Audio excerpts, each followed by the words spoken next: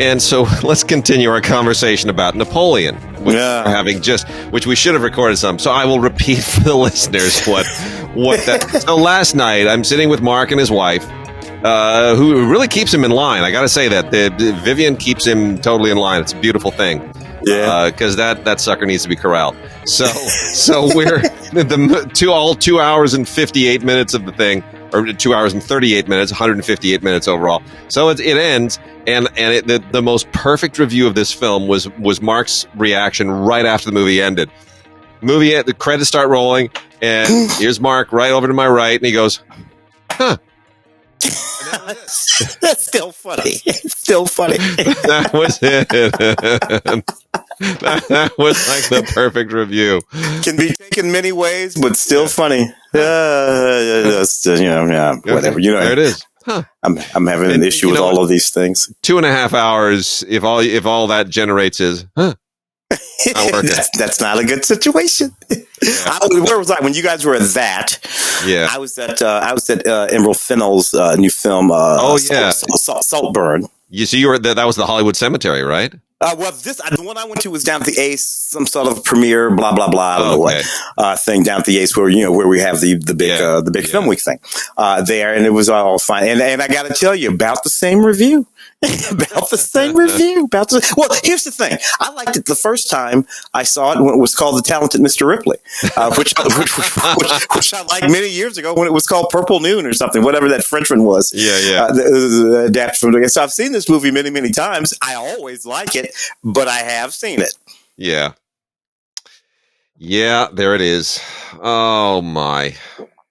I mean, it is not turning out to. Everyone thought this would be a great year. I don't know, man. I mean, the taste of things is the one that I've most enjoyed, which is the Tron Unhung film with Juliette Binoche, and I was Mark and Vivian and I were at an event with her at the French consul's house the day before yesterday. Mm-hmm. So we're seeing Ferrari tonight. It's funny, we have the same schedule. Seeing Mark and Vivian every night this week. You guys are seeing all the good movies.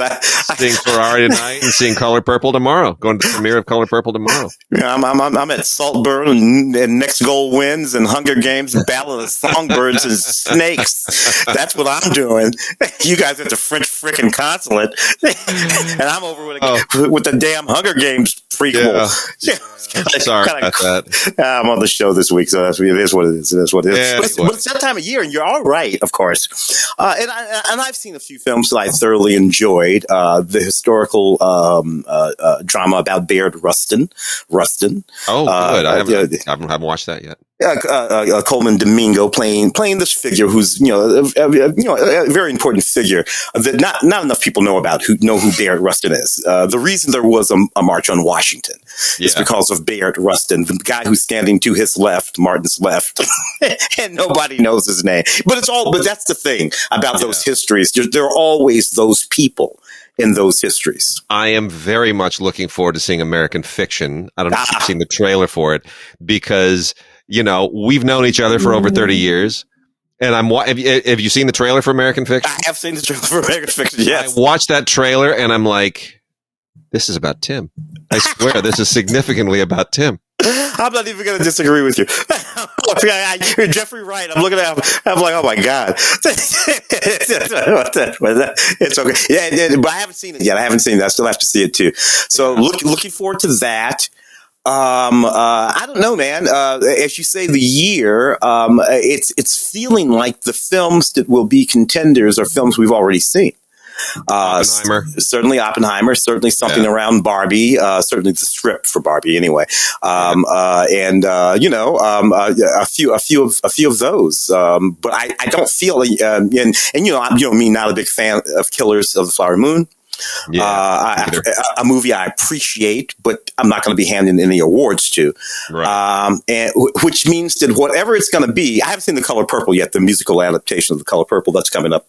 Yep. Seeing that night after Thursday. I think I'll be back on the schedule, you guys, by then. So we'll see what happens with that. But I don't know. I feel like all the Poor Things, the Yorgos Lanthimos was actually more, because, I'm very hit and miss with Yorgos. Same here. But that one was so, it'll be an interesting year. Cause I know the Academy needs some big movies to be nominated for Academy Awards. Yeah. All of them, really. And at the moment, the big movies, Barbie and Oppenheimer, those are the only two. It's feeling like it. There certainly aren't 10. No, I don't think there's going to be 10. I think it's feeling. I mean, I wish they'd go back to 5. I really do. Yeah. But it is feeling like maybe an 8 year, like maybe 8 films, maybe. Yeah. But they got to fix that. And I have furnished the Academy the data on this. By the way, I have furnished them the data that demonstrates that when they have more than 5 nominees, they get a split. They spread the wealth more, and the result is that they get lower ratings. I have shown them that data. I don't know what they're going to do, because what they don't want to do is get back to being criticized. Why didn't you nominate this film and that film? And it's like, because you can only get 5. Go back to 5. It'll work out better for you. Yeah. Well, let's talk about some of our obits here real quickly. Since we were last on, Piper Laurie left us. And Piper Laurie, of course, at one point had been married to our friend and colleague, Joe Morgenstern, formerly of the Wall Street Journal, now retired happily and absolutely ageless. So feel very bad for Joe, because they were still close. Yeah. Suzanne Summers left us. Burt Young left us, and Richard Roundtree. Yeah. Look, I want to talk about Richard, but I'm gonna talk about Suzanne for a second. Yeah. Because I used to run into Suzanne a lot. She lived in North Hollywood, where the wife and I lived, or in Toluca Lake anyway, that area. Many years ago, early 90s, we're talking early mid 90s, and would run into her all the time. She was a fabulous person, just a real everyday gal. Yep. And she had this lounge act that she did at this club up on Cahuenga that she saw the train. She would always just, bring us in. We'd sit down. And Suzanne Summers had an extraordinary voice. Yes, she did. There was a time in history when she could have made a living just singing. Sometimes, particularly guys of a certain age, we get stuck with these images of people. So Chrissy Snow, with the blonde, all that kind of stuff. Let me tell you something. Suzanne Summers was incredibly smart in a whole bunch of ways. Yeah. And she built a career for herself out of just about nothing, in this town, and never, ever complained about, any of those little boxes that we put people in, blonde. Nah, she was good to go, Suzanne Summers. And we forget about that fantastic contraption that I almost killed myself using. I don't know where it came from. Whether she just endorsed it or invented it, the ab flex. Remember that thing? Yeah, I do. It was the Thigh Master or whatever it was. Yeah, the thigh thing. Yeah, I almost hurt myself many trying to use that thing. So love me some Suzanne Summers. Yeah, she was married forever to Alan Hamill, and I don't know really what his job ever was. They were immensely happy. They, even in their senior years, talked way too much about their sex life. Yeah, I mean, she would do these interviews. Oh, I can't wait to just grab him and throw him down. It's like, oh, sweetie, we don't need to go there. But all I remember about Alan Hamill was that he was the TV spokesman for Lucky Supermarkets for years, until they merged with Ralph's or something, and Vaughn's, whatever it was, and then he went away. Did he do anything else? I don't know. I don't remember. Look, Alan is a forever hep cat. I would see him on red carpets with Suzanne, and you had to ask Alan, dude, what are you wearing? It would always be something like Armani. Alan was that guy. So, I could see why she was hot for Alan. He was a hep cat. Is a hep cat. Alan's still alive. Talk about Roundtree, man. We did we've had some conversations about him since that passing, and I mean, I think a much more pivotal figure. What I brought up in our last conversation was people have to stop referring to Shaft as a blaxploitation film, because it was a studio film. Mm-hmm. It was a straight up mainstream studio film. It did not belong to the exploitation genre of the time. And that made Roundtree one of the most significant black leading men since Sidney Poitier. I mean, a real breakthrough part in a novel which was very successful and popular prior to the film. So all that being said. Yeah, and of course, it's really funny. Again, Richard is one of those guys that, oddly enough, Richard Roundtree is a person that came into the homes of folks in the black community way before Shaft did, because Richard was on the box of many hair care products that we used. Stay Soft Fro and Afro Shade. If you look right at that box, the brother that you were looking at was a very, very young 19, 20, 21-year-old model named Richard Roundtree for Ebony Fashion Fair, and he was a brilliantly trained actor too, National Ensemble Theater, which is founded by our good friend Robert Hooks, your good friend of Francesca, Robert Hooks, Kevin Hooks' dad, and just so Trouble Man. And that National Ensemble Theater, Negro Ensemble Theater, National Negro Ensemble Theater gave us Richard Roundtree as well as Lou Gossett Jr. and Glenn Turner. It's just so many you can't even begin to name. And so that's where Richard was trained. So people think sometimes that these guys just sort of get plucked. No. Trained professional actor. And the first thing Richard would have said to anybody, if you're going to eulogize me, tell everybody what you just said, Wade, that Shaft is not a black exploitation film. Nope. He didn't have any trouble with black exploitation cinema, but Shaft wasn't that. No. Barry Gordy's son, as you always point out, Barry Gordy Jr., not Barry Gordy. Not Barry Gordy. Gordon Parks. Yes. Gordon Parks' son, Gordon Parks Jr., thank you, did make a black exploitation film, made Superfly. Yeah. So the son made diametrically the opposite. Dad did not make a movie about a pimp and selling drugs. Gordon Parks. No, he made a movie about a black man with authority, the authority to traverse many communities, including the established community of the police and all of that gangster community, and of course his own community, that black community that he was walking around in that black leather jacket, and that's a completely sort of different dynamic than what was in many of those black exploitation. And I always like to try to help people understand what the moment of Shaft was all about, because there is a real sea change there. And black exploitation films had been in the mix for a while. We had independent films, which were not necessarily exploitation films, of which Gordon Parks had been a part as well. And it was kind of pivoting away from Sidney Poitier, which you've often brought up many times, is like, that guy had an unrealistic burden on him to be sort of carrying the dignity and the public image of every civil rights era black person in America. I mean, he had to sort of, he almost couldn't be a villain. He couldn't be a lot of those. He had to be this symbolic figure. And at a certain point, a lot of people, other actors said, I got to do something else. And there's something great about that entire opening sequence of Shaft. He's walking the streets of New York. He's crossing the street. He's, the guy honks. He gives him the eye back. I mean, he's a different, he's a man of the 70s. We have left the 60s behind. We have left the 50s behind. This is the 70s, and that movie is so characteristic of that decade, of that attitude, of that new New York. Mm-hmm. New York, as we know it today, was really born in the 70s. Oh, yeah, absolutely. And had to go through that transitional period. And yes, so that's what you have in Richard Roundtree. And just to add, Richard Roundtree has 3 movies yet to be released. Richard Roundtree never stopped working. And which is just sort of an amazing thing. We peg him as Shaft, but make no mistake, never stopped working, not for one day. So, Richard, love you, baby. And then lastly, want to mention the very, very sad death of Iranian New Wave pioneering filmmaker Dariush Merjoui, who was murdered in Iran. This didn't make a whole lot of the trades, but he was stabbed to death.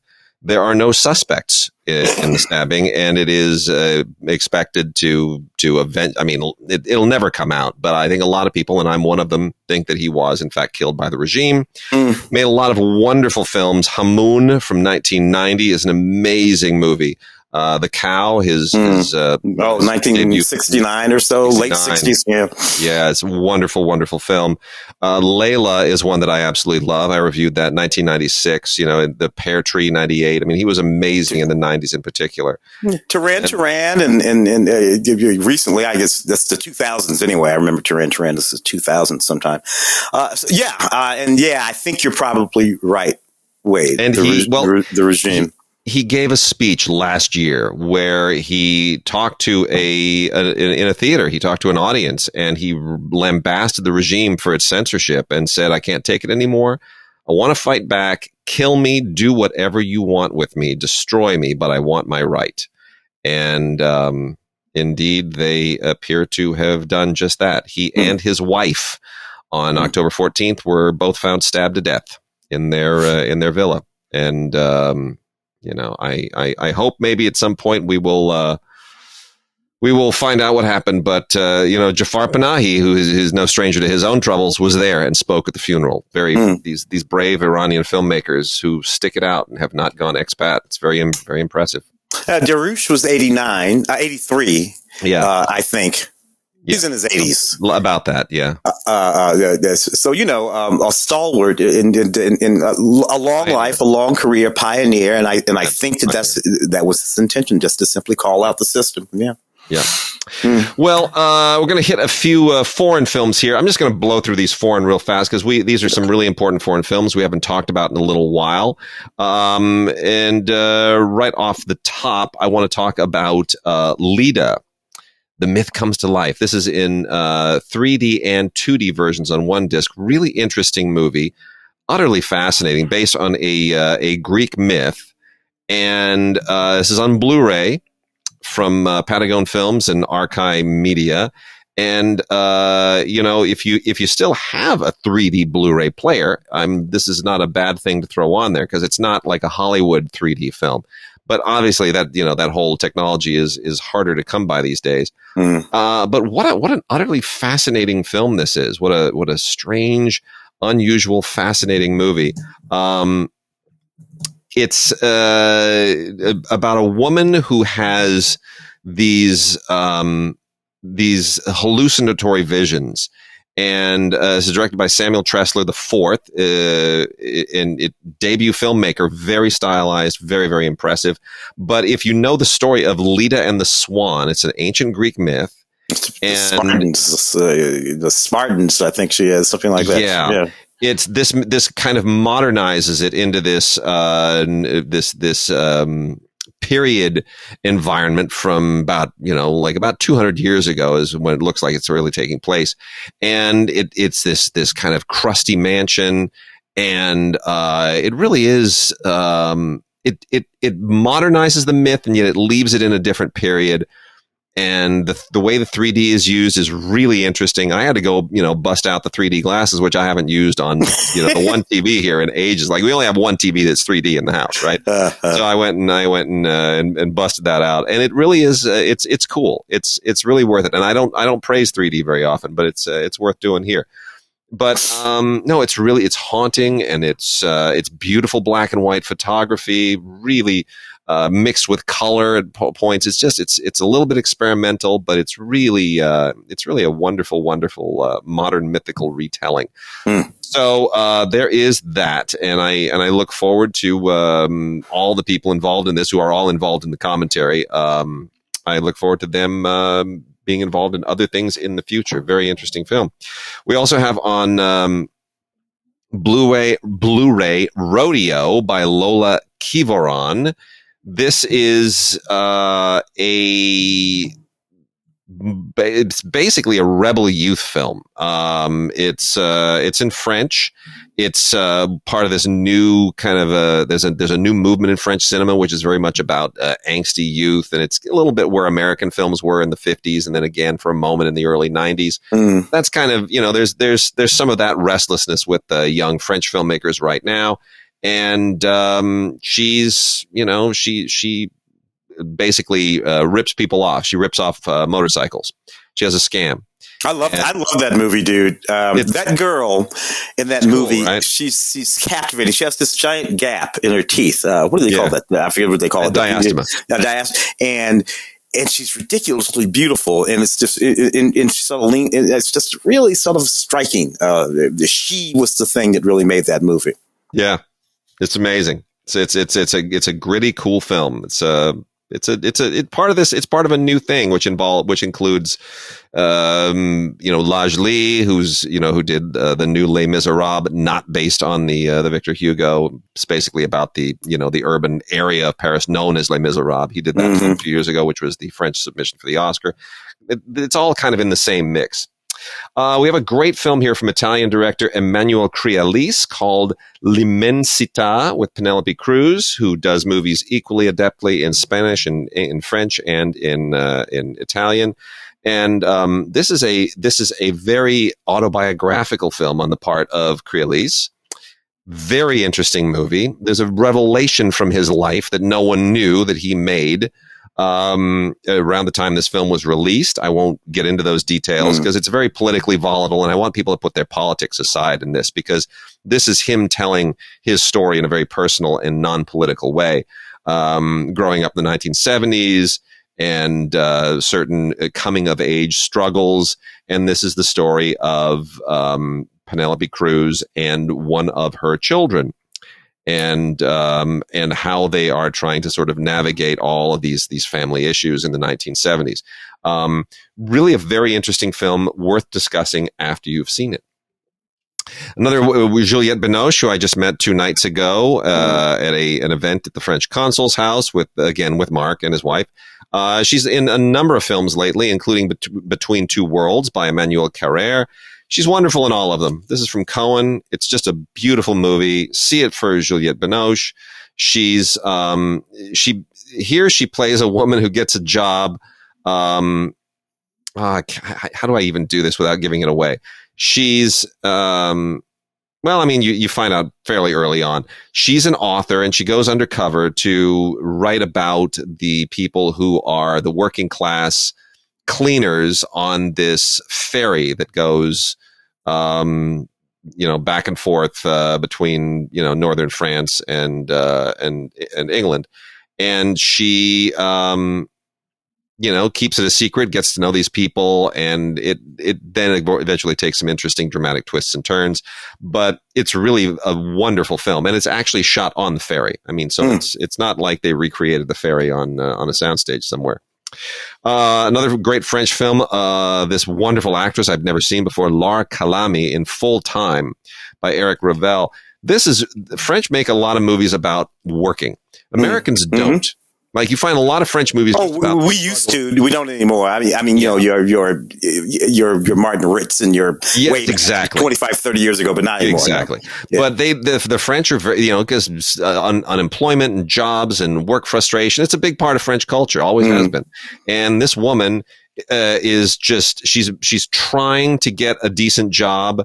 She's a single mom. She's got to somehow make her commute to this job that doesn't pay her enough, and take her kids, and the neighbor sometimes takes the kids, and she's got to deal with the daycare for the kids and deal with working this low end job, hoping that her college education, which justifies a better job, that'll pan out, and she's sending resumes. Pretty much this movie is just this woman running. She's running to the truck, to the train. She's running to the bus. She's missing a ride. She's running. She's trying not to be late for her job. She doesn't want to get fired, but she's got to pick up her kids. She's got to help her kids so they can get to school the next day.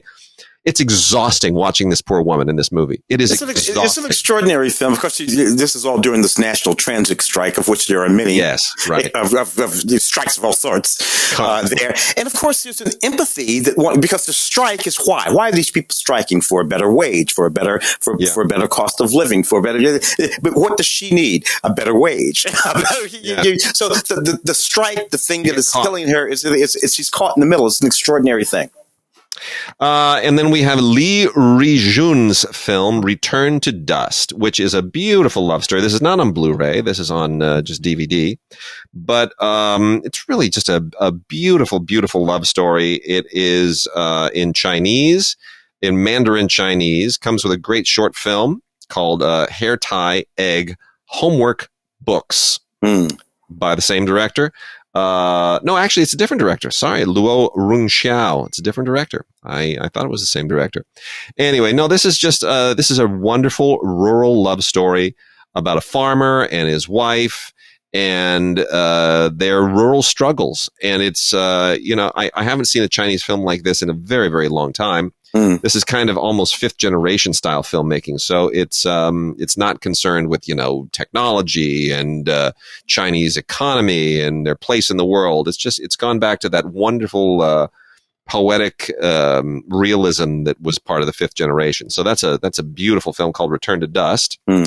We have Cinematic Sorceress, the films of Nina Menkes, great independent filmmaker who teaches here at is it Art Center where she teaches? Do you know? Yeah, not far from me. Yeah. Yeah.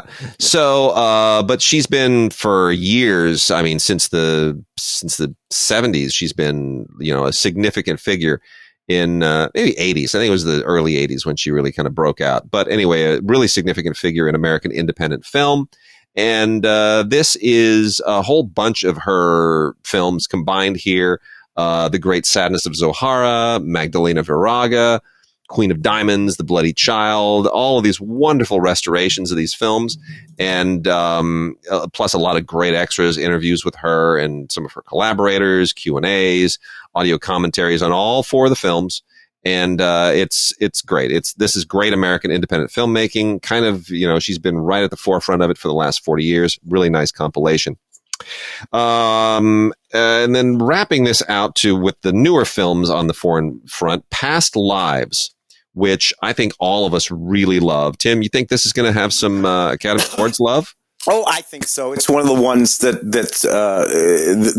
everyone seems to be really appreciating greatly, and it really is a beautiful film. Celine song, a great script. Great film too. So a great script. I mean, the script is what I love about the film. It's a beautifully made film, but I love the story, the sort of softness and sort of gentleness of this film. These people sort of reflecting on what things would be on friendship. Yeah, it's beautiful. And then we also have two of my favorite French films ever, the Marcel Pagnol novels, My Father's Glory and My Mother's Castle, which were made into wonderful movies by Yves Robert. It's been 25 years since 1990. 30. Yeah, over 30 years. That's how far back we're going. Wonderful. Basically came on the heels of Jean de Florette, Manon of the Spring, and they decided, well, let's do another twofer, and they made these, and I just cried because I lived in the area where Marcel Pagnol grew up. Some of this takes place in Marseille, Parc Borley, which I used to walk every single day. So it's absolutely wonderful, wonderful pastoral family drama. Beautiful, beautiful scores. Everything about this from film movement classics. I cannot rave enough about this. And they got some great extras on here. I always love the setting of those films. The setting of those films were before the wars, before both of the wars, before the Great War and the other war. Right. And it was so the dynamic is because after the Great Wars, both of the wars, French cinema and the French landscape, all of it becomes different. Italian too, for that matter. It all changed. Yeah, it did. This is a magical moment. It really is a magical moment. Anyway, they've got a video essay by a French literature professor at NYU here. They've got a featurette with the director, Yves Robert's son, Jean-Denis Robert, and grandson Martin Drescher, and the cinematographer. They've got a little booklet in here with some wonderful essays in it by Kat Ellinger, who does a lot of great commentaries too. And then lastly, we got a couple of compilations here, early short films of the French New Wave, and Alain Resnais, 5 short films. The French New Wave directors, they didn't just make great features, they made great short films. And the Alain Resnais films are just as impenetrable as his features. But you don't have to sit through them quite so long. All kind of from the 1940s and one from the 1950s. Van Gogh is, I think, arguably the best because it's Van Gogh. But there's some really interesting stuff in here. The Paul Gauguin short is nice, and Guernica is really, really good too, from 1949. And then the early short films, the French New Wave, includes stuff from Agnès Varda, Truffaut, Godard, Maurice Pialat, who's not really a French New Wave director necessarily, Jacques Rivette, and, Alain Resnais again. 2 discs, a lot of great stuff on here.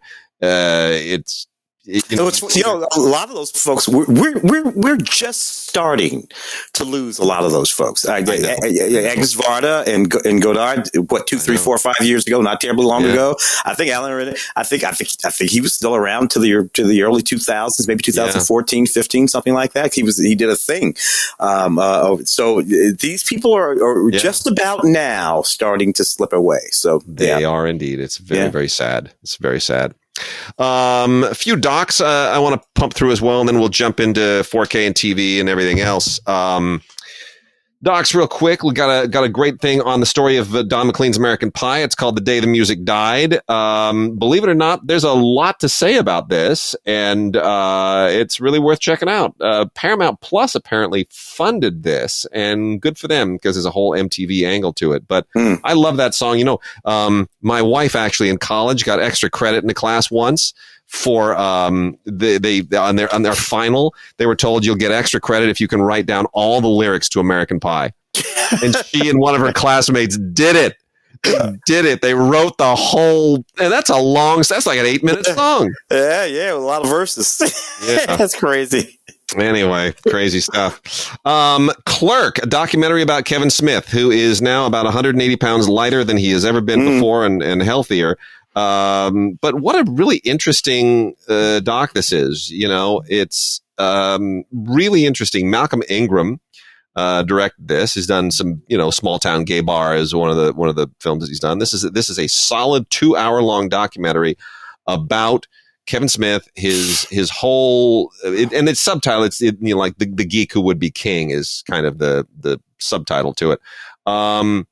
Really, just a fascinating life, more fascinating than I ever thought it would be. Kevin Smith and Ingram both do a commentary on here. There's another commentary featuring the Stanley brothers, which you'll understand if you watch it. And then, some uncut interviews and stuff on there. But the thing that comes out here is that Kevin Smith is a much more serious guy than I think anybody ever gave him credit for. My first exposure to Kevin Smith, and by the way, you can get this at mercantileinstinct.com. Mercantileinstinct.com is where you can get it. My first exposure to Kevin Smith came in the 1992 Cannes Film Festival when Clerks was, this grungy little low budget American independent film that was entered in the in a sidebar section to the main competition festival, which I think it ended up winning. But you have these press boxes at Cannes, right, in the Palais. And you go in and every day and you open it up and there's a bunch of crap in there that they put all the little press kits and come to this event and whatnot. It's just, it's your mailbox for the duration of the festival, and it's usually filled with junk. And if you've got anything that you want to promote to the press, you give it to the Palais people and they stick it in the press boxes. I'm sorting through all this, and here's a press conference. And the only reason it stuck out at me was Clerks, it's an American film, independent film, and we will be having our press conference at the Monoprix grocery store on the second floor. I'm like, what the second floor of a grocery store? What are you kidding me? And so I go in, and sure enough, here's a market, and everybody's shopping. And there's Kevin Smith and Scott Mosier, his producer, sitting at a register, which is roped off, while other registers check people out, and the press are kind of shoehorned in there between customers with cameras. It was a mess. It was a press conference in the market. Total publicity stunt. There you go. Hey, look. First exposure to him. It's a really fun doc, for film geeks like us.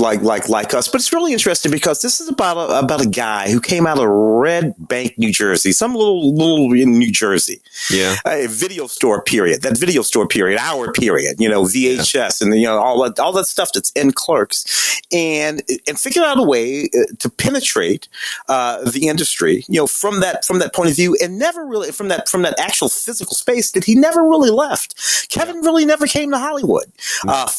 All day, every day, he was always sort of doing things. Mallrats with, that mall is in Jersey. It's all that. So that's the interesting thing about him. He's among those filmmakers who were able to do the stuff from places where him, I don't know, maybe who's the guy that works out of Baltimore? John Waters. Oh, John Waters, yeah. Always worked out of Baltimore, figured out a way to do it, but to maintain their spaces. Look, L.A., New York, Chicago, maybe, But these guys who just sort of like from nowhere decide to stake it out and do their thing. And a measure of his success is all the people who show up in this movie that are, related to, obviously all the people that were in his films, but all kinds of interesting people, including Stan Lee and Penn Jillette. And you gain a real appreciation for him as not just as a filmmaker, but a person. Yeah. He gave a lot of folks breaks too, Kevin Smith. Good on him for that. Yes, he did. So other docs, Unstuffed, a Build-A-Bear story. I didn't even know about the Build-A-Bear phenomenon until I watched this. I'm like, this is weird. This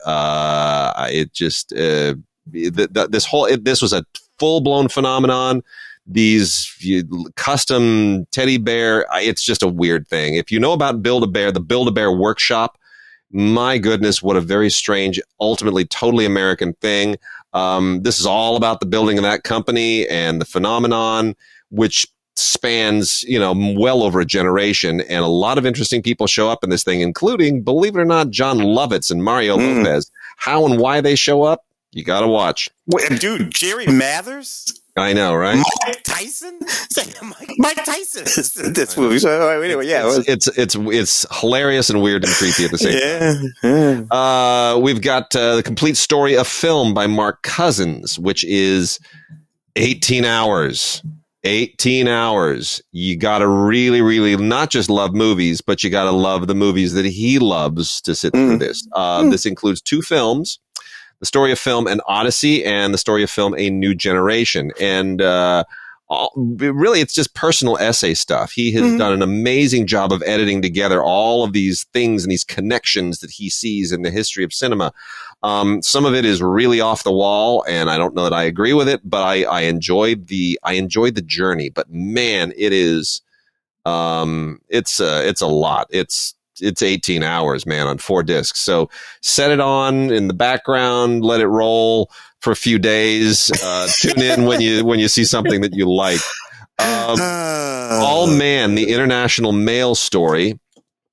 I kind of was hoping this would be like international mail, like, mail order. Yeah. No, it's not. It's about the MALE. This is the story of the catalog, international mail. And which was a big thing in the 70s and 80s. Yeah. It was a big thing I use as a double entendre.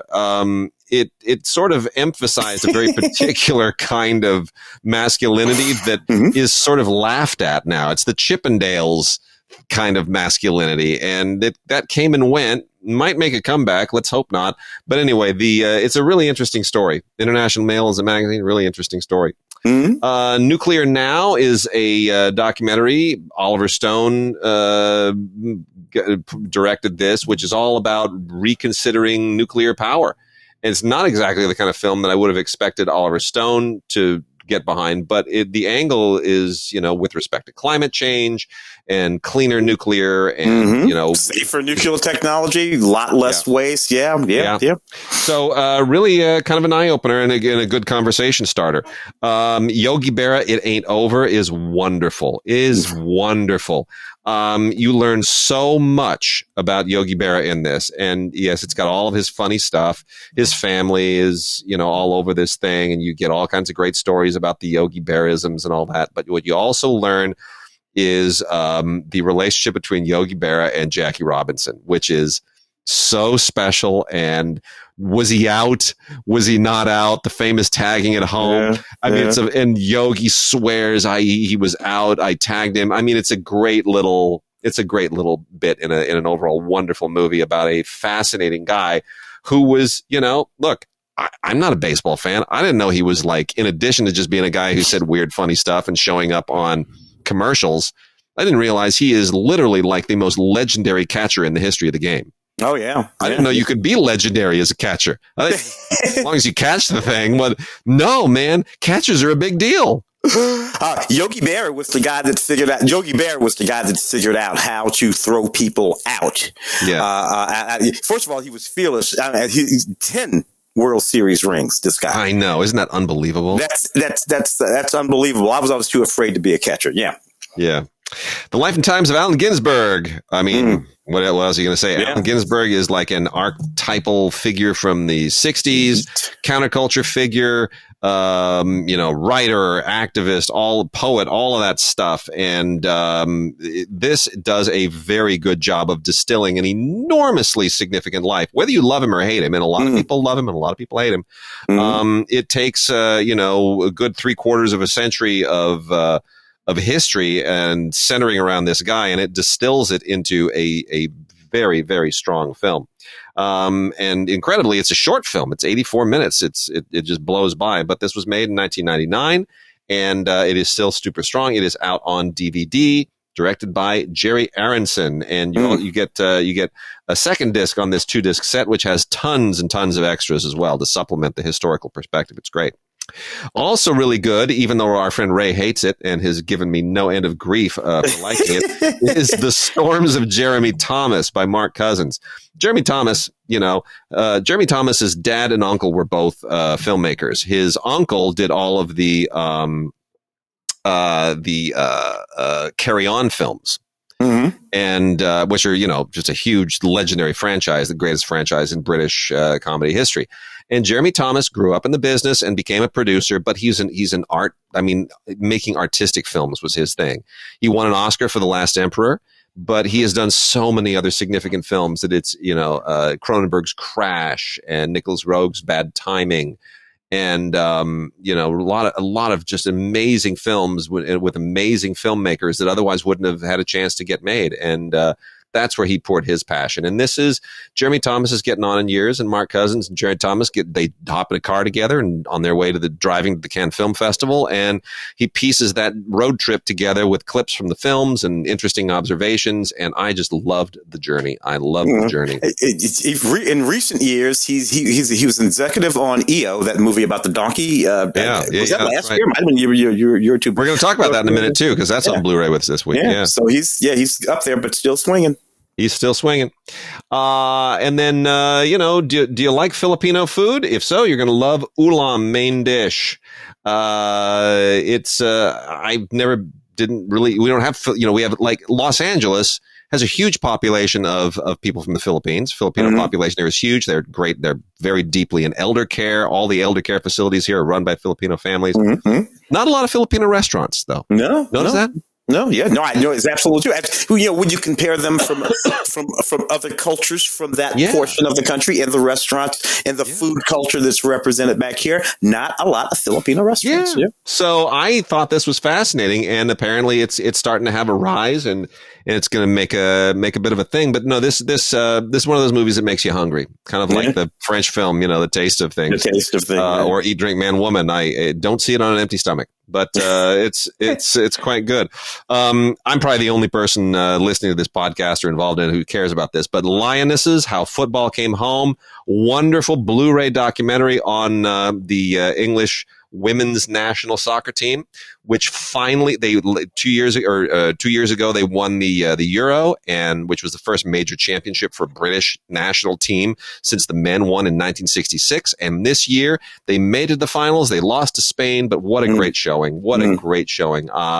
As long as my U.S. women are disappointing me, and my French girls and my Dutch girls are disappointing me, I'm gonna hang on to my English girls. They're a great team. They're just an absolutely great team. And this was, some of these. Mary Earps, the goalkeeper, is just spectacular. So many other great players on this team. I really enjoyed it. And then lastly, the great Fog of War is out on Blu-ray from Sony Pictures Classics. The Robert McNamara sits down and talks to Errol Morris about Vietnam and every other damn thing, and it is kind of bone chilling and fascinating at the same time. Yeah, and again, these are really interesting figures who are sort of drifting away. And context is a hell of a thing. The fog of war, of course, many people have taken that term to task. Many people take Robert McNamara to task. But it is an interesting way to see how when this group of people came into government, the McNamaras of the world, who were really from a previous generation, they brought into government the knowledge of statistics and accounting. And amateurization, and they started thinking about war in these terms and how the numbers of things, acceptable losses, these sort of things started to become calculatable, and that's what Robert McNamara is talking about in this film, and it's really sort of striking. Very, very true. So we got TV, we got 4K, we got new movies, old movies. What do we move on to here? Well, let's do a little bit of TV because I've been watching a lot of TV. We can start wherever you want to start. Well, but it blows me away that NCIS the 20th season of 20 years. These shows just go forever now. You remember when it used to be that, like, oh my gosh, Hawaii Five-0 went for 12 seasons, like double digits. Most series ended at 3, 4, 5 years. I can remember when if you pulled a 3-season run, you were the happiest human being in television because a 3-season run meant that you would get probably 5, 10, 15 years of residuals. Yeah. On a 20-season run, you're set for life, and probably so it's an amazing thing. Anyway, NCIS 2003. Of course, we recently lost David McCullum. This is David's show, right? Yeah, I got him on the right show because it's hard to get these. And they cross over in this season too, right? They bring the NCIS Hawaii people in, and so they're doing the Law and Order thing, and that's kind of it was. CSI started this trend, then Dick Wolf took it to another degree with Law and Order. And then NCIS gets in on the game, and all the Chicago shows have gotten in on the game, and which is also Dick Wolf. So it just keeps on rolling. It's an amazing thing. Yeah. Well, anyway, there it is. 20 years. My goodness, heavens to Betsy. Also, Fatal Attraction season 1. How do you? I mean, Joshua Jackson, Lizzie Kaplan, 2 actors that I like, but how do you turn this into a series? Isn't the whole doesn't the Fatal Attraction get old at a certain point? Well, and I got to tell you, we know how the movie ends. I know. So but it sort of frames itself in the same way that 1987 movie with Michael and Glenn Close and Ann Archer is framed up like that, and then it sort of moves along. But it's a good question. Plus, I gotta say, Fatal Attraction, if you say Fatal Attraction to someone who's of a certain age, who's not of a certain age, our age, it doesn't mean anything. At least it's not a reference. To us, the word Fatal Attraction, the phrase Fatal Attraction, is a direct reference to that movie, that Adrian Lyne film. A direct reference, always. I'm not sure that's true of somebody who's 30 or whatever. You're probably right. Got a couple of Showtimes here, a couple of Showtime series. Back to Life season 2 and season. Oh, hold on. No, we got Back to Life seasons 1 and 2, and then I got a couple of Hallmarks. That's what I get for not wearing my glasses. So Back to Life season 1 and 2. That's the one from Daisy Haggard. That's about the chick who was in jail. Is that the exactly. I think the right thing? Yeah, I love that. Yeah. She's coming back to life out of it. Coming out of prison. I think what's and I didn't watch this when it first aired or anything. So I'm kind of coming at it late.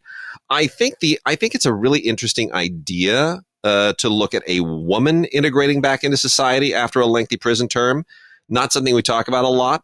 I don't know if there's enough here to necessarily sustain an ongoing series. That's the thing. See, the season 2 episodes seem to be wearing a little thin, a little repetitive. Nicely written and acted, though.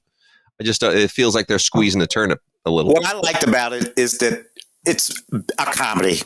I mean, it's not like a laugh track comedy. Yeah, but it's not heavy. It's not meant to weigh down exposure. It's northern exposure. Yeah, there's drama. Sure, there's drama. But there's plenty of chuckles and flat out belly laughs in that show. That's what I liked about it. Don't take it too serious, folks. A couple of Hallmark Channel original movies here as well. Eat, Play, Love, and Sun, Sand, and Romance. If you have ever seen a Hallmark original movie, so this is what they're like. They're basically like Lifetime original movies, except people occasionally go to church. Is that good? Oh, absolutely. Good? Okay. Yeah. And in this one, like in most of them, I'm sorry, there's always going to be at least one veterinarian.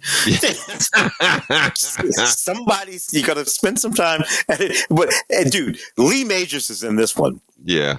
And I'm good with anything that's got Lee Majors just doing anything. And Lindsay Wagner. So the $6 million man and the $6 million woman.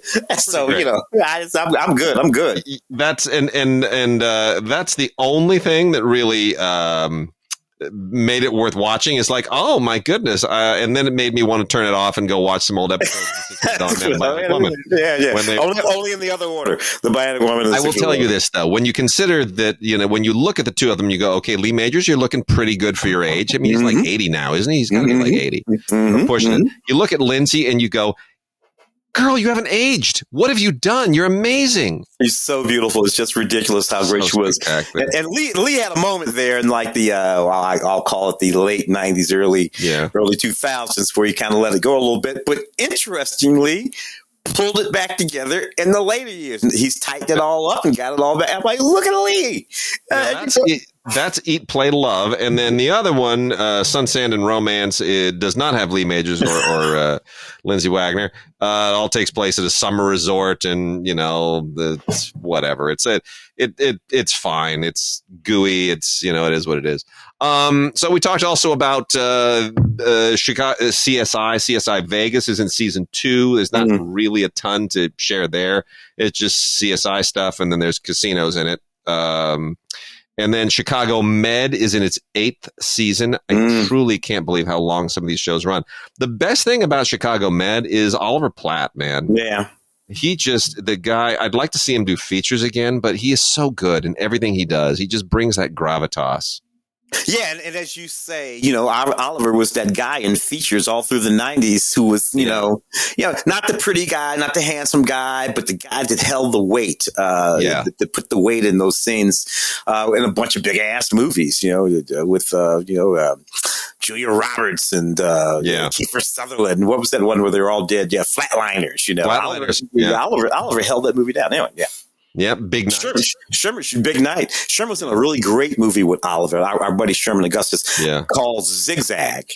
It was this really, really good film. It's a little bitty film, independent film, but it was fantastic. And Oliver was amazing in that film. Got a couple of things from the History Channel here. We got the Presidential Legacy Collection, which focuses on Franklin Delano Roosevelt and Theodore Roosevelt. And this is Doris Kearns Goodwin's is the anchor for all of this stuff. She produced this and basically oversaw it. She kind of godfathered it, and along with Bradley Cooper. And these are some really interesting miniseries that get into people don't necessarily understand how the two Roosevelt presidents were related. They just know they had the same Dutch name. That is explored, but each of these things really stands on its own. They're about 4 hours long, each one of them. It's a real investment, but it's utterly fascinating. I mean, kind of docudrama stuff and recreations and a lot of fascinating historical anecdotes that I had no idea about. Really, really good scholarly stuff. So if you can invest the time in each, it's 8 hours between the two. Also from History Channel is Brothers in Arms, which is 2 films, World War II in HD and Vietnam in HD, all about, those 2 wars, soldiers, a lot of amazing archival footage. I mean, really great stuff. I've seen so much of it, and yet there's still more that I just had no idea about. The World War II one is 7.5 hours, and the Vietnam one is almost 5 hours. So again, a real investment there, and a lot of war and a lot of gore to deal with, but it's really worth the investment. It's great documentary filmmaking. Yeah.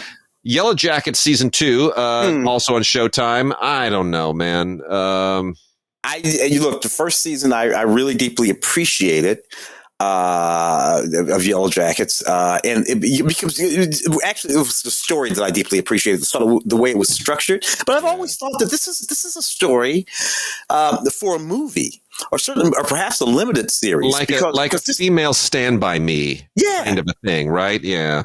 But we got to get to an end of this thing, because this thing happened. It's about these women that had this event when they're children, when they're young, and then we go sort of back and forth between their sort of present day and that thing that happened when they were young. But somewhere along the line, you got to get to an end of this story. Yeah, I know. Although I'm a big Melanie Linsky fan. And she's great, and she's really, really great. She is. Poker Face season 1, which is I didn't even know this existed. Another Paramount show, starring Natasha Lyonne, who seems to do, I thought she was still on another show, and now she's on Poker Face, and she just bounces from shows and back and forth. Ryan Johnson, if I'm not mistaken. Yes, indeed, and she basically plays a cocktail waitress who is also a detective. Go figure. It's I guess anybody can be a detective these days, but it has a kind of a nice 70s vibe to it. Kind of like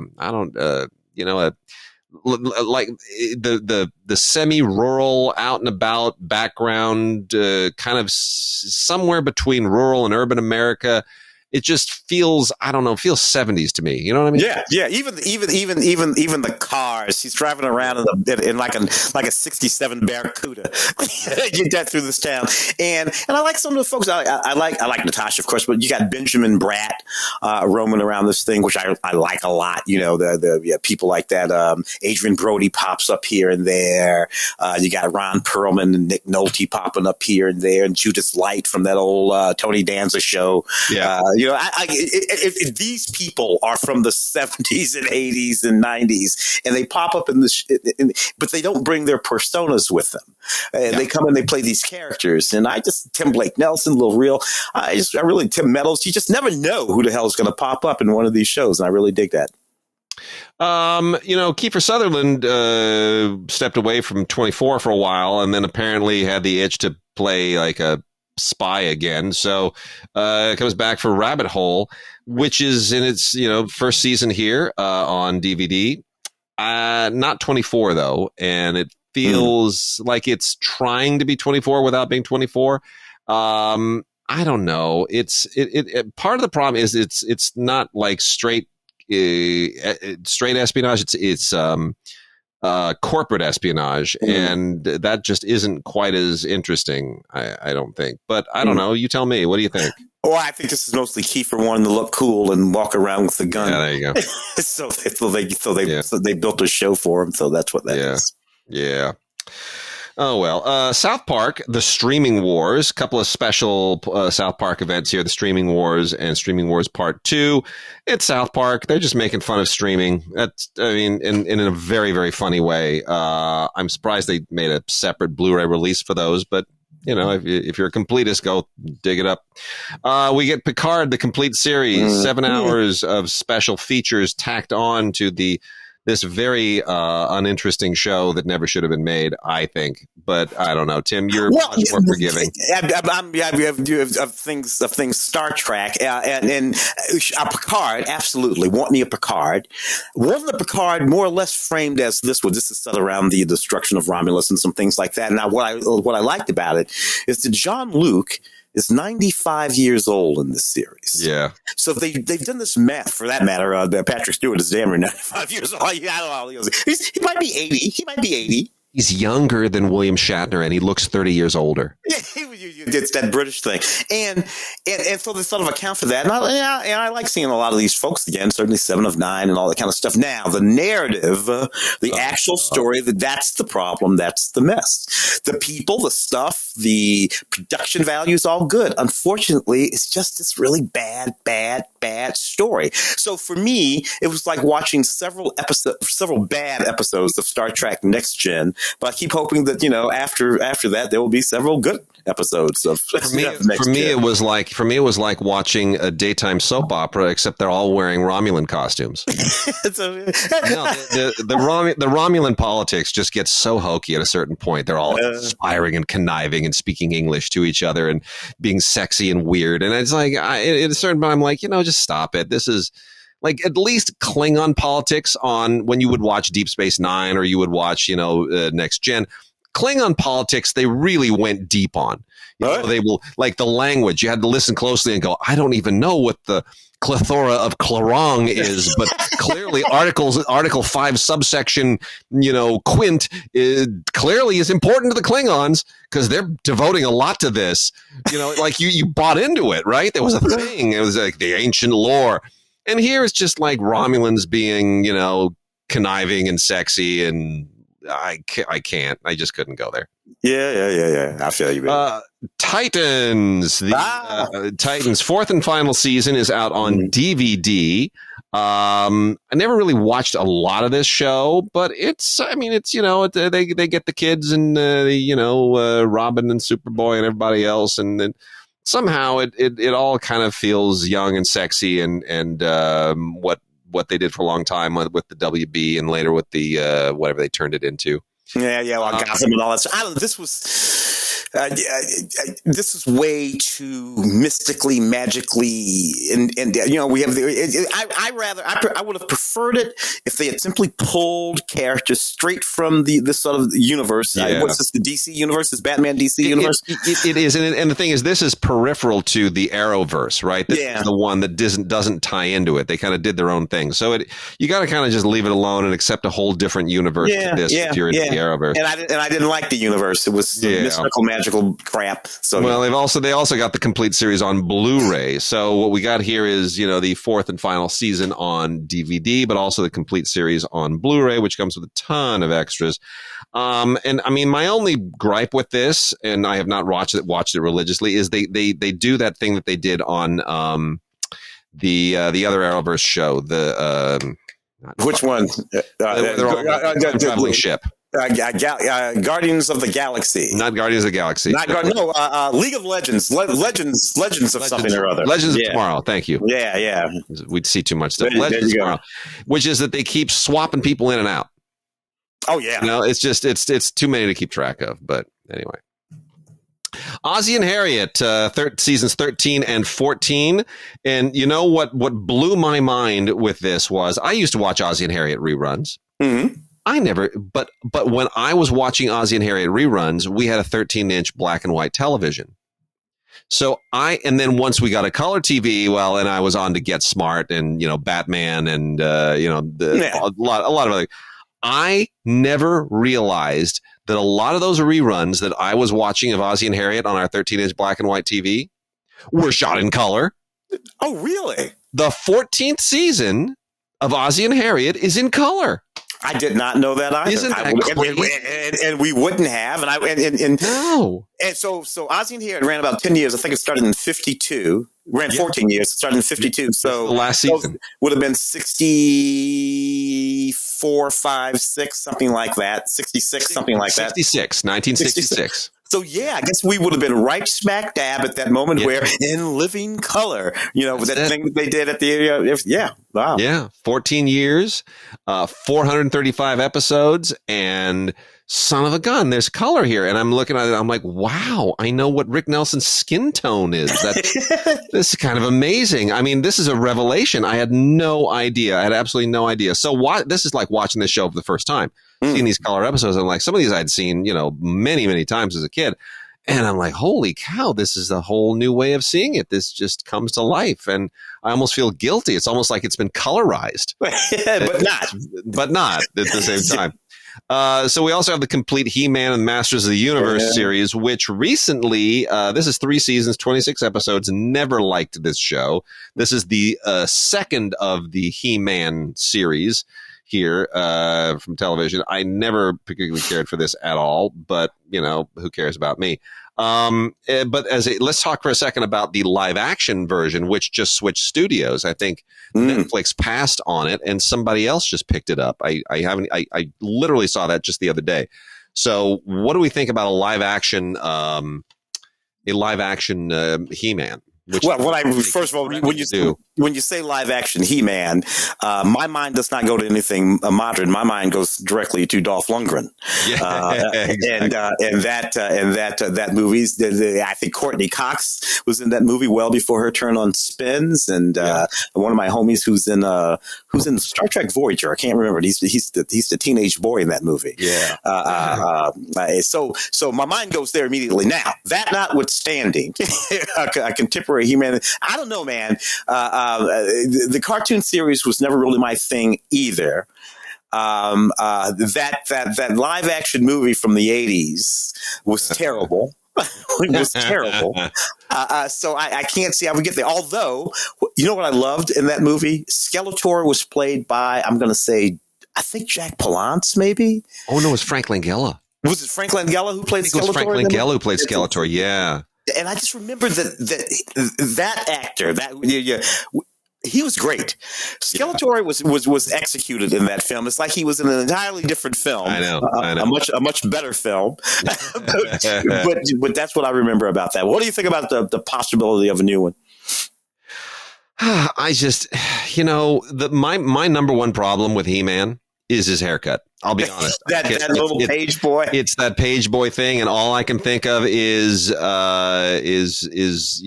Prince Valiant, played by Bob Wagner. That's all I can think of. It's just I can't handle the page boy haircut. It kills me. It just kills me. I don't know who cooked that up, but it doesn't work for me. You know what? There was a moment where being like small people in a world of giants, basically actors working with oversized props, was a thing. I only know it from the Irwin Allen show, Land of the Giants. I don't think I ever realized that there was a previous series called World of Giants, which Irwin Allen had nothing to do with. And this is now out from Classic Flicks. This is from 1959, right? A lot of stuff from the late 50s I didn't, necessarily hook onto because the reruns didn't show up when I was a kid. But this is really interesting Cold War stuff. Do you know about this show? I did not know about this show. I mean, I like you, Land of the Giants, all those little people in that spaceship and the giant. I love that show. All the props with, the telephones, the pencils. Yeah. Well, they had to build. This is amazing. This has the same deal, but this is amazing. This was a very expensive show to make at the time. CBS made it. And the premise here is that these people are on a secret mission into, secret Cold War mission. And their rocket explodes and it shrinks this one guy played by Marshall Thompson, who was previously on Daktari. It shrinks him to just 6 inches in size and turns him into this like amazing spy. So he's like this little pint-sized Thumbelina, Tom Thumb-sized spy now, right? And he works with a partner who's full-sized, played by Arthur Franz.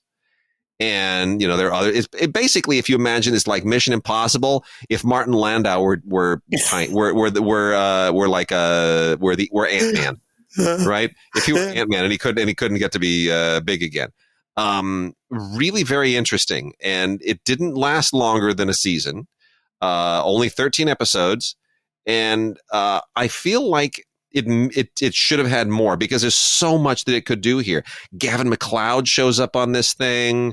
It's really quite interesting, and it's a great artifact. And bravo to Classic Flicks for bringing it back. Really, 1959, fabulous. The Boys is in season 3. I know a lot of people love this thing. Amazon original superhero, dark superheroes, nasty superheroes who are a little bit nihilistic and vain and narcissistic, and it's still a bit of a soap opera. It feels like I don't know. What does it feel like, Tim? It is ridiculously sadistic and countercultural within the context of the Marvel and DC universes. And there's a spinoff now called Gen V, which lives in the same space and connects with all these sort of same characters. It's not something that I was particularly a big fan of, to be honest with you. I get where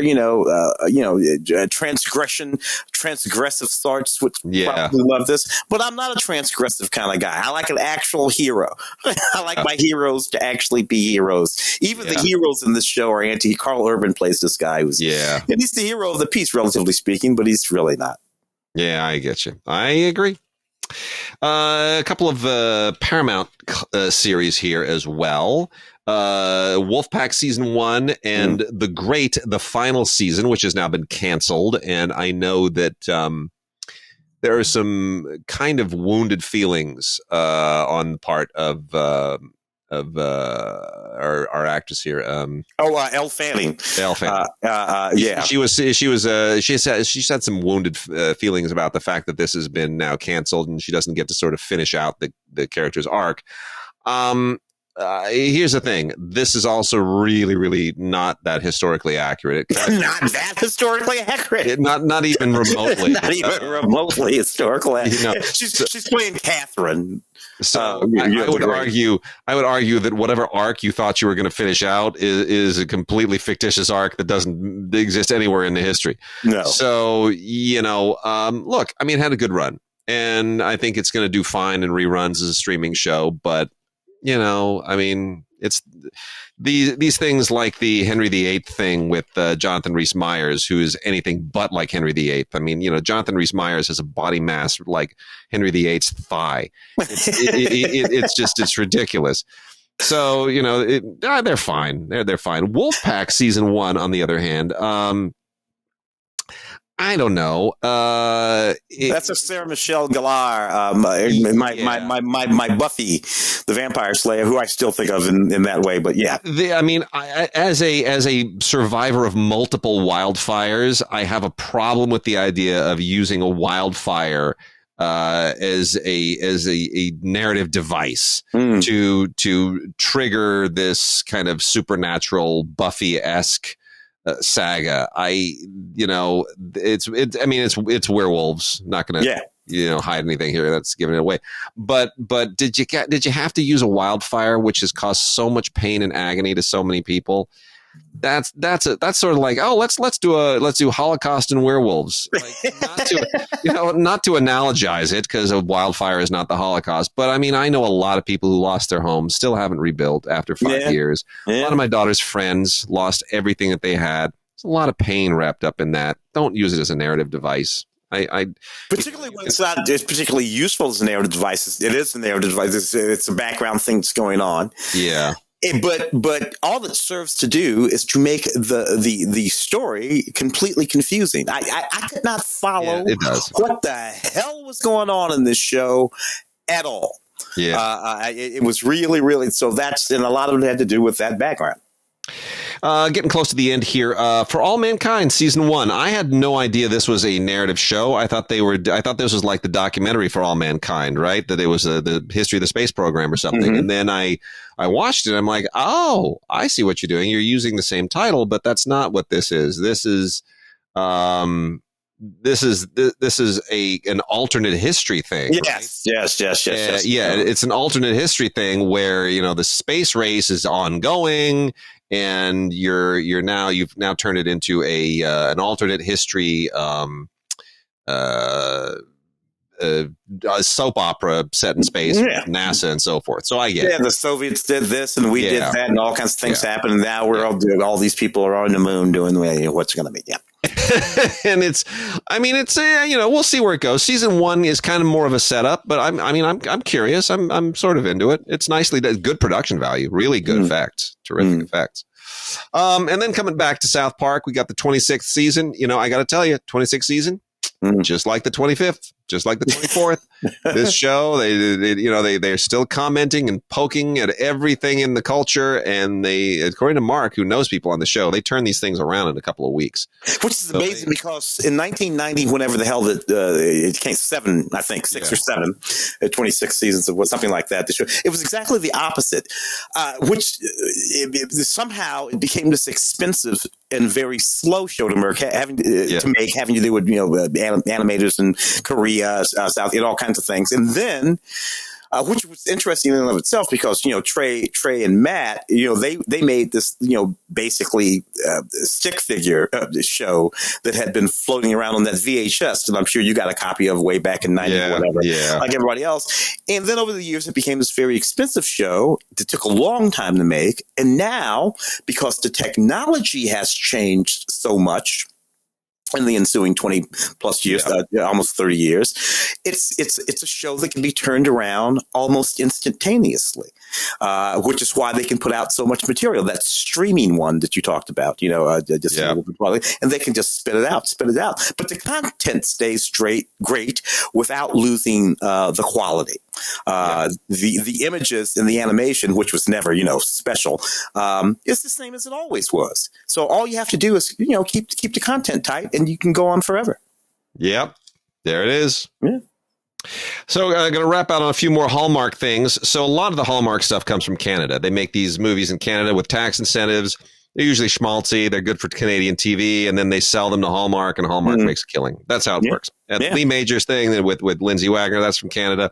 And so are these next two, 14 Love Letters and Love Unleashed. Oh my gosh, wait a minute. Hallmark original movies with the word love in the title? How unusual is that? What a strange thing. So Love Unleashed.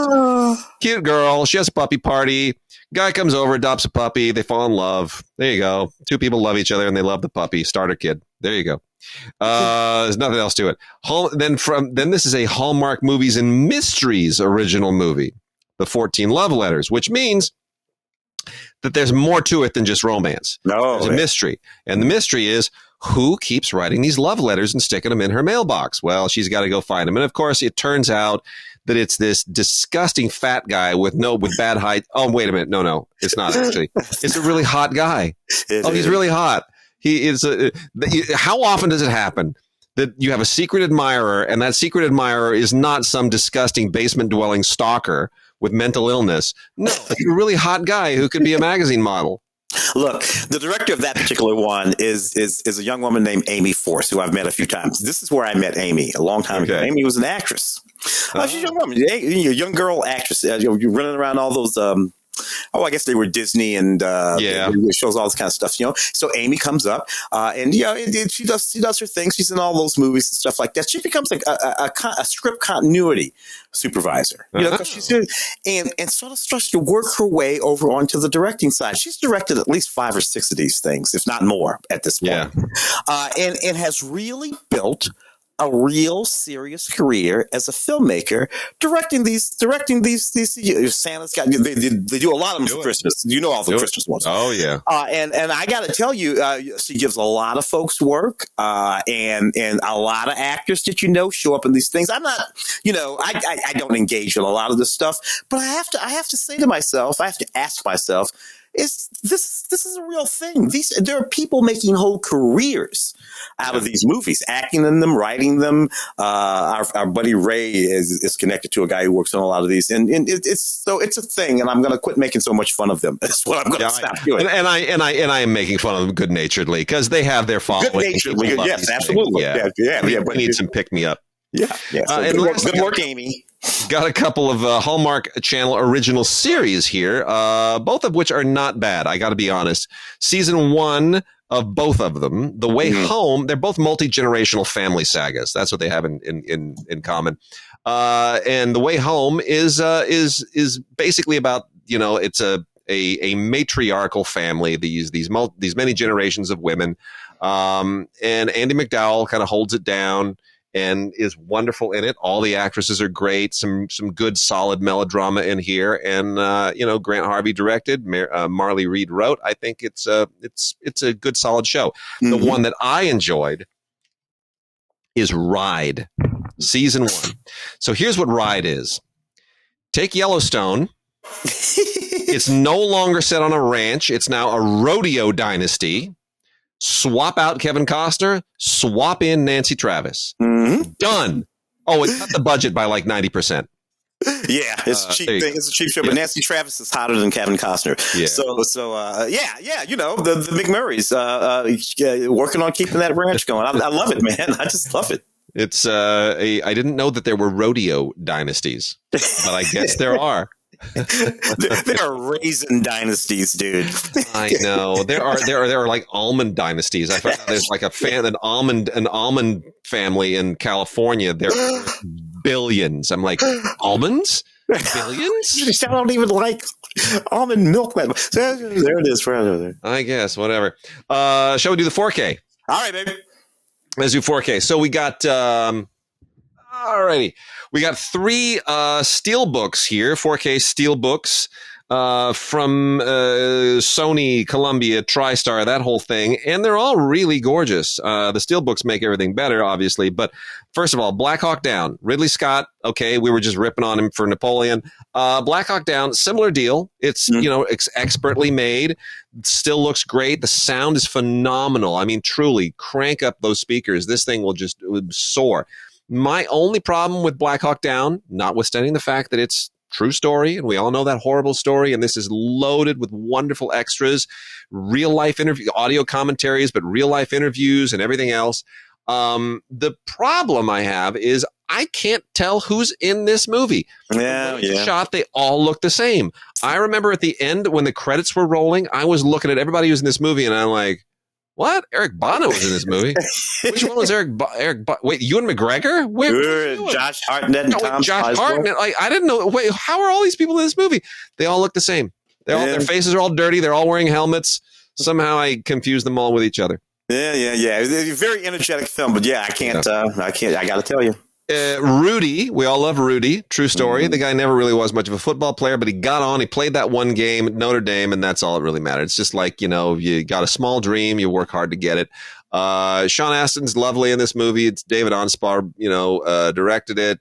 It's got a lovely score by Jerry Goldsmith. It's a real favorite for a lot of people. Oh, yeah. The little Jon Favreau, Charles Dutton, you know, all these really wonderful Guns of Navarone, which is way better than its terrible sequel with Harrison Ford, Force 10 from Navarone, which is just dreadful. Really just terrible. But no, Guns of Navarone is a good, solid J. Lee Thompson actioner, just, you know, one of those great World War II movies kind of from that 60s period, right, with Dirty Dozen and Great Escape and all that. It kind of slots in there right there with that. And on 4K, it's terrific. Great commentaries with J. Lee Thompson and film historian Stephen J. Rubin, documentaries about the film, about the, you know, the real events and all that stuff, behind the scenes featurettes. It's really, really great. So look,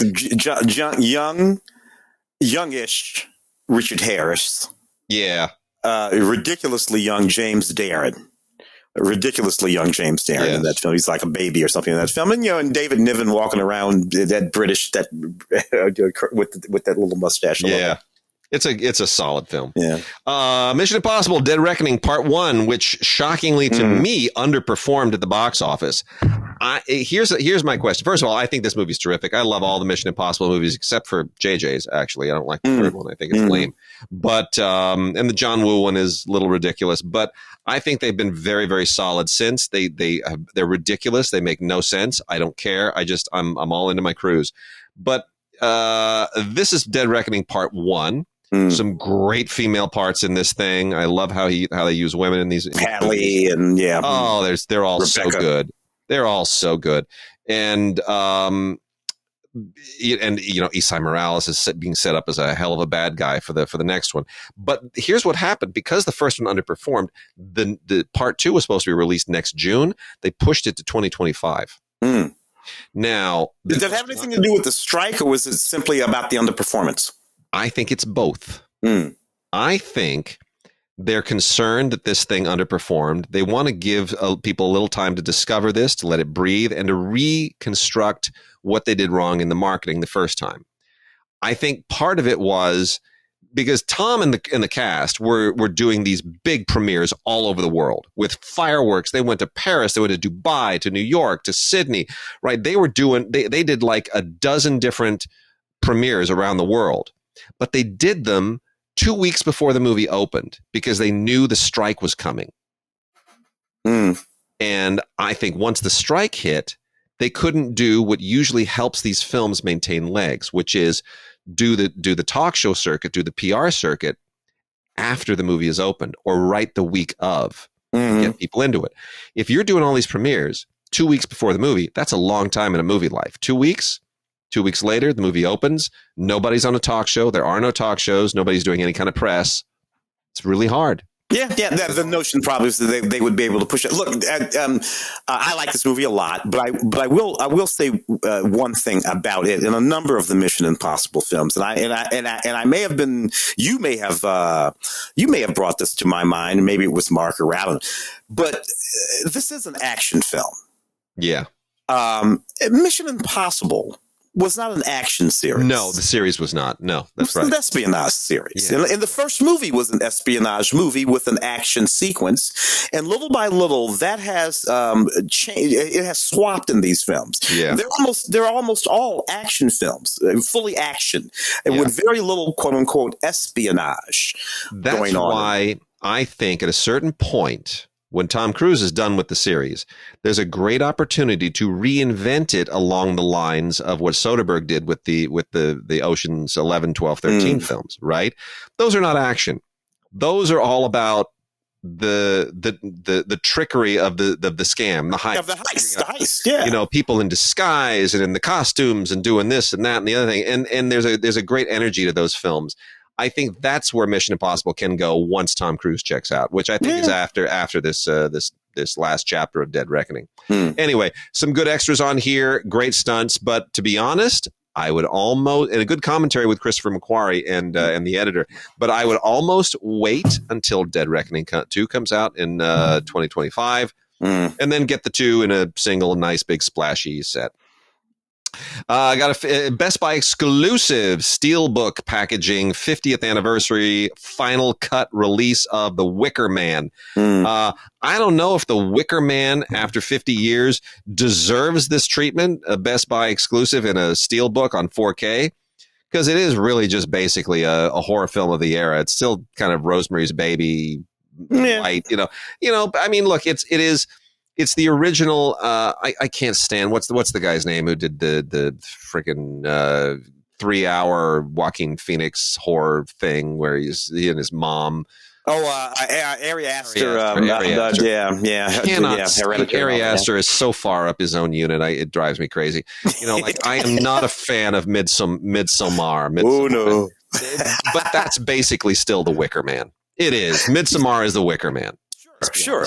Yeah. And look, there's Edward Woodard, who of course would go on to play the Equalizer on television. And Christopher Lee. There's a certain sort of it's gorgeous. There is that big bonfire that probably reveals itself in those really sort of neat costumes that they would wear. But I don't know that all of that calls for 4K and I mean it's still considered a classic, but I mean, I don't know if it deserves this treatment. I enjoy it, but not that much. Bronx Tale on 4K, 30th anniversary. Can't believe it's been 30 years. Wow. I know, right? Chas Palminteri, it was originally a play, and he adapted it into a film, and Robert De Niro directed it. And, I mean, it works. It still feels like a play. It's still one of those Goodfellas movies. It's still in that Scorsese, Coppola, gangstery genre. A little bit light, but honestly, I think the film still has some really good stuff in it. It's got some good writing. Chas Palminteri's, it's his high point, his career high point, and I think it's worth checking out. I don't know if it's 4K worthy. But There it is. Yeah. No, De Niro did a good job on that. And that kid, Lilo, I think is his name, Brancato, is the kid that plays De Niro's in that movie. People forget De Niro's actually in that movie. He plays the dad, because a lot of people thought that De Niro should have played the jazz parliamentary part, Sonny or whatever his name is. No. He chose the exact right thing to do, particularly since he was directing. Play the smaller part, play the dad. If he plays the other guy, then he's, he would dominate the entire film. Exactly. And the film is really about the kid. Yes, precisely. Let's talk a little DC stuff here. So we've got Justice League and RWBY, Superheroes and Huntsmen Part 2. We covered this in Part 1. This is no better. It's just really mercenary to combine those two worlds. That's just fanboy hell. But let's talk about Blue Beetle, because everybody really tried to make this movie succeed. And it did not. It tanked. And it tanked hard. And on the heels of The Flash tanking, it's really put the Black Adam. Black Adam. It's put the whole DC world in a bind, which is just all of that. Yeah, man. So the people tried to make a thing. Well, it's the first Latino superhero, and I don't. You still got to have a good movie, man. It's narrative. It's a narrative problem here. We got a story problem here, and everything else the same. But this story is not captivating. It is a minor DC hero. It's not a significant thing. The Nun 2. Did we need a sequel to The Nun? I don't think so. No, I mean it's ongoing from the Conjuring universe. They're trying to turn that into a universe, and I love her. I think she's Farmiga, Tessa. I think Tessa Farmiga, Vera Farmiga's younger sister, who of course plays the young version of her in the Conjuring universe and things like that. I think it's perfectly lovely, but I don't know if we needed a second one of these. It's good to have a big sister who's a movie star. It sure is. Who you look slightly like. So and they're like 20 years apart. In age, She played Vera's daughter in a movie 5 or 10 years ago. But it was perfectly believable. And I kept thinking that she was Vera's daughter, and I had to be corrected that no, that's her little sister. She's also on the Gilded Age, which is she's wonderful on the Gilded Age. Yes, she is. Too. She really is. Mortal Kombat Legends, Cage animated. No, that's as much as we're going to say about that. It's on 4K. Meg 2, The Trench, because we needed this. Well, here's the thing about this terrible movie. This terrible movie cracked me up. I'm not going to say this. I had to see this for the radio show. It's a terrible movie. It cracked me up. It's plainly obvious that this movie is not really constructed for the North American market. If you look at this movie, you see all of these Chinese movie stars running around you, and then Jason Statham. You're like, oh, I see what's going on here, which is fine. But it was terrible. But it was funny. It's the fact that somebody said, "Hey, let's just remake Jaws, except let's make the shark like 900 times bigger and pretend that it's prehistoric." All right, yeah. Everything in this movie gets eaten by something a little bit bigger.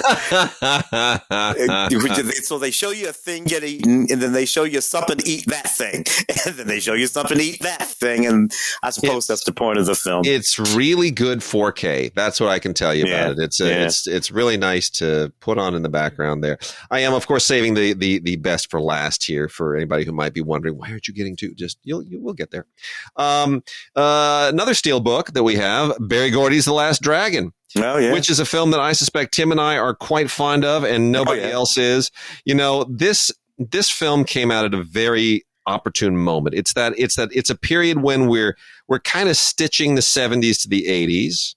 It's mid 80s. It's 85, but it still has a foot in Xanadu. It still has like 1 foot in Xanadu and 1 foot in Thank God It's Friday, and maybe a couple of feet in The Wiz. I don't know. We bit left over. Yeah, I was going to say a little bit of that. You're sort of left. Michael Schultz, of course, directing. Vanity. Vanity from Vanity 6, but Vanity in the film, and of course, DeBarge is in this. DeBarge. How many people younger than you and I even know what DeBarge is? There's a whole family of them, folks. The whole family. El DeBarge, man, that guy. And Ernie Reyes Jr., who had the fastest. He played Ty. He had the fastest feet. You remember Ernie? Ernie was a bad.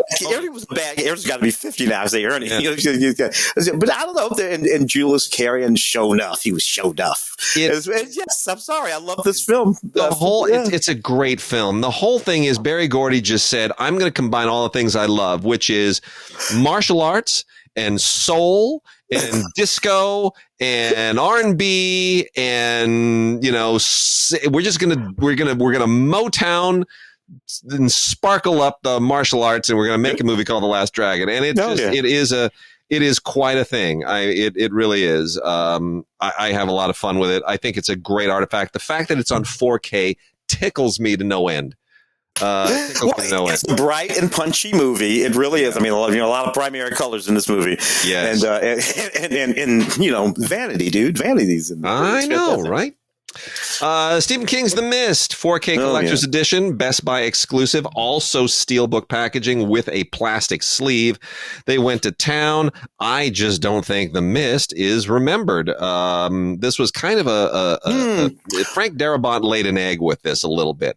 I never cared for this film. Now, there are fans of Stephen King in Stephen King films of Stephen King, who are nuts about this, Thomas Jane and Marcia Gay had everybody in this movie, and inside that supermarket, and something's in the mist, and it's out there, and they go out, and it of course has that sort of particular ending that it has, which was really what bugged me about it. I did that, It was an interesting, almost 12 Angry Men sort of thing when they're all trapped in the supermarket.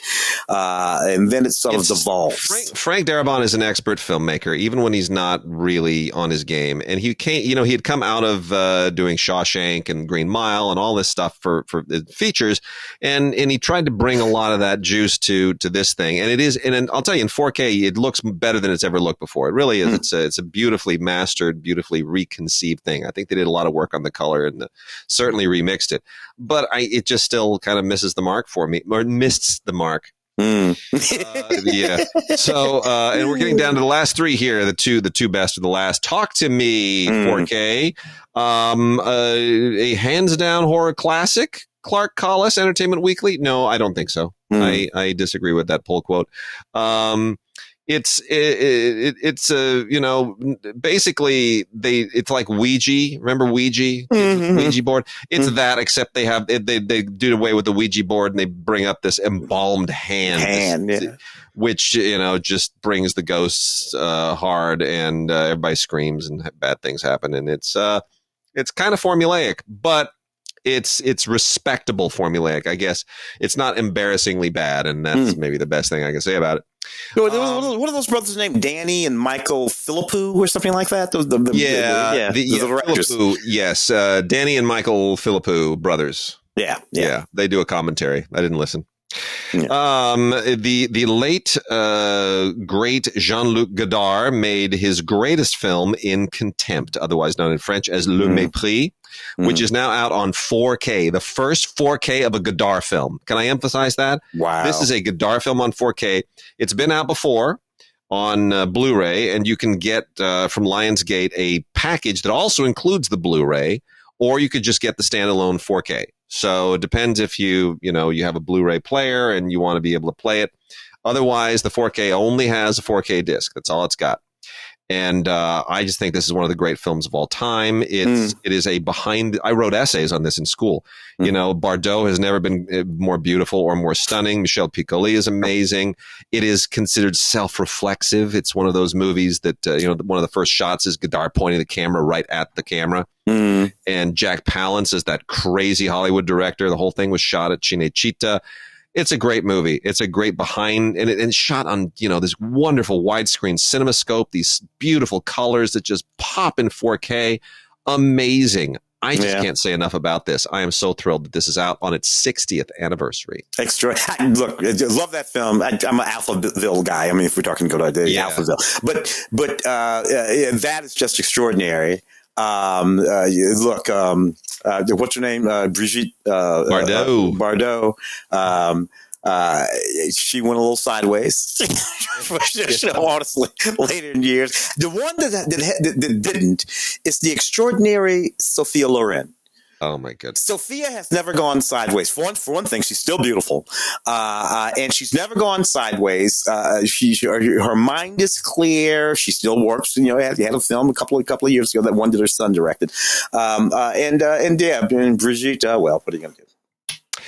So the last 4K here. Let's talk for a second about Barbie.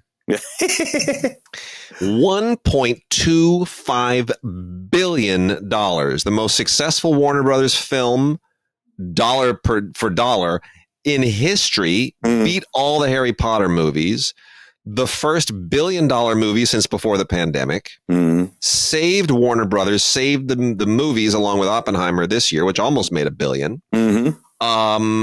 Is it all that? Well, look, I thoroughly enjoyed Barbie. Thoroughly enjoyed it.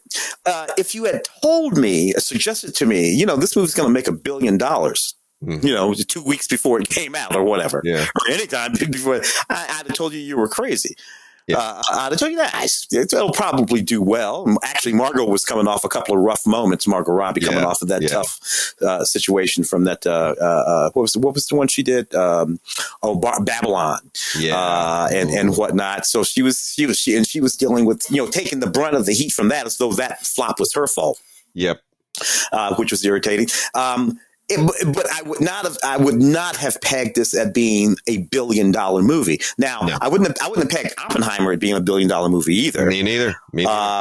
So, you know, apparently wrong. And the thing of it is, they're counter programming one to the other. These two movies were making money at the box office together, literally at the same time. And very interesting. And the people who were like, oh, it's the Barbenheimer thing. People are going to see them both. I said to people, Ray tried to tell that to me. I said, no, they're not.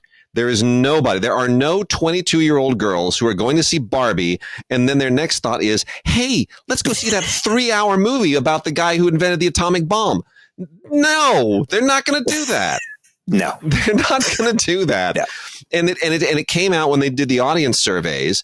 Barbie primarily women, but women in their like 30s, right? Women in their 30s. It wasn't even the young women. It was in their 20s, yes, but a lot of women in their 30s because it was nostalgia, right? And Oppenheimer, heavily men over 50, right? 40 and over 40, over 50. I mean, different audiences. So totally different audiences, but enough income there to support 2 hits. Yes. In the middle of a summer at the same time. If that exists, that exists. That means that at any given moment, you can have 2 big-ass movies making a whole lot of money, at least. 2 non-Disney, non-Marvel, non-Lucasfilm, non-Pixar films that do not have a universe or a sequel element to them, not based on anything other than, in Barbie's case, toys, and in Oppenheimer, a real person. Yeah. But no pre-existing cinematic IP that they're working with. Not even a book, not a novel, not an article, nothing, none of that. Just, you know, the scripts had to be written from. So there you go. Barbie looks amazing. I'm going to be straight up honest. All that whole pink vibe that this thing had going. And I have to say, on Halloween, you see the saturation of pink in the culture. Everything, when we're taking our daughter trick-or-treating, everyone was dressed as Barbie or Messi. Messi wears the pink jersey for Miami in soccer now, right? Barbie, everything in this movie is pink. People, it was pink everywhere on Halloween. I've never seen such a pink Halloween. Yeah, you know, I love pink. Pink is my. Well, I mean, I have some narrative problems with Barbie. I thought they could have done more with the fish out of water stuff, but on balance, I am very happy with what the film did and what it represents overall. And I could not be more happy for Greta Gerwig. Well, my favorite thing in Barbie, Greta's fantastic. Love you, Emerald Fennell. Fennell is in Barbie. Midge, she plays Midge. Which is one of the funnier sort of incarnations of all the kinds of Barbies that are in the show. And Emerald, of course, has, what does she have? Emerald, she won that screenplay Oscar for whatever it was a couple of years. Promising young woman. She has Saltburn coming out. which I think I told you at the top of the show. I saw the other day, and of course, you see Emerald in just everything. I think she was in called The Midwife for a while. I know she's played somebody in the Queen series. And so I think that we probably need to say of Emerald Fennell, hey kid. Good work. You're doing good work. We love Greta and everything, but I got to tell you, this Emerald Fennell kid is fantastic. Yeah. And she's doing good work in front of, behind the camera, writing scripts. I think we need to elevate her, Greta, all of these young ladies. Yeah. Excellent work, young ladies. Excellent work. Agreed. Shall we wrap out with a few new movies? All right, baby. Just non-4K. All right, King of Killers. So King of Killers it goes like this. Somebody says, "Hey, you know what? Let's make a John Wick knockoff." Great idea. Okay, how much money do we have? About $16. Oh. Well, first thing, you know what we're going to need? We're going to need Frank Grillo. we can get him for $14.95. But Kevin Gravois. So Kevin Gravois. Yeah. Who has that brother with this voice? That voice. Has that voice. Who, of course, actor, of course, but also wrote one of the creators. Of that vampire series. What's the name of that vampire series that he created with the beautiful actress in it? Oh, Kevin. Let me find it real quick. I don't think I even knew this. I mean, the thing about Kevin is Kevin is a little bit like a Dolph Lundgren character. Yeah, he came to movies. He's like a genius engineering guy, like one of those MIT guys. Oh, Kevin went to Howard he has a degree in microbiology. That's what it is. He's like a master's degree in genetic engineering. He could literally make me and you. What Kevin can do? This huge brother. At a certain point, he just got the filmmaking bug, and so he basically makes these kind of low budget action films. Yeah. Well, the Underworld series. That's the series. The Underworld. Series. I did not know that. Yeah, okay. He created that series, and and then he has this sort of physical presence in his voice. So he built a little he's in this movie too. He wrote and directed it, and he's in it too. I'm just glad he got the shot. Absolutely, absolutely. Yeah. And in fairness, we're making fun of this. Frank, basically, this is like the premise here is that there are a bunch of Frank Grillo is this evil hitman who wants to know that he's the king of killers. So he basically rounds up all of his rivals and puts them in kind of a kill or be killed death match thing to see who survives, and then he will fight the one that survives. That's the way that it goes. Yeah. And it's rather silly. Stephen Dorff is in this. None of it is particularly well made, but you know what? It's got Frank Grillo, and I always root for Frank. Don't hurt you. It won't hurt you. The movie here that I'm going to highly recommend is Animal Crackers, animated film. It's good. This was on Netflix. It's a whole thing that deals with a magical box of animal crackers that turn people and that transform people into animals and back again. You'll get it. Don't worry too much about it. Just enjoy the plot of it. Here's what Sylvester Stallone does a voice. Danny DeVito is hysterical as the circus guy. Forget it. Here's the thing. Let's get to the cut to the chase. Tim and I have some friends who are producers. And Marcus and George. Yep. And we had a great meeting with them, about some of their projects and, stuff we want to do together. We had a great meeting, and they've got an Animal Crackers poster on their wall because they put the initial financing together for Animal Crackers. Uh-huh. And it's signed by the director and the whole thing. It's like, they're like, yeah, it should be coming out soon. Sweet. Had that meeting, come home. And my wife says to me, I just got hired to deliver Animal Crackers to Netflix. This town is so strange. I said, you realize that I just met with G? She goes, yeah, I need to call them right now. I'm like, are you serious? Like, what are the odds of this? This is ridiculous. This is hysterical. Literally not just the same week, not even just the same day, the same hour that we were meeting with them. My wife is getting hired to deliver their film to Netflix. We just saw the poster of. I get home and it happened all at the same time. It's just so nuts. This town is just like, in what other business does that happen? Yeah. Kevin Gravois is a voice in Animal Crackers. That's just to bring the point home. Tiny town, folks. Bring it all home. We love Nicole Holofcener. I think she's one of the best American filmmakers working. I hate that so much of her stuff gets stuck going straight to streaming, but this one not necessarily. unnecessarily. This is an A24 film released on Blu-ray from Lionsgate. You Hurt My Feelings with Julia Louis-Dreyfus and Tobias Menzies. I love this film. This is one of my favorite films of the year. I'm almost certain this is going to be right near the top of my top 10. I think this is an amazing movie. Did you get a chance to see this? I haven't seen it yet. It's on my list. It is so great. So Julia Louis-Dreyfus is a novelist who's really struggling. Her career is really, she's trying to get people, like all these novelists, she just wants to write a good book and have people read it. Her husband's a therapist, and there's a question of whether or not he's being honest about what he says about her book. And there's another couple in the film, and it all gets into the dynamics of honesty in a relationship and the struggles of artists. And there's kind of the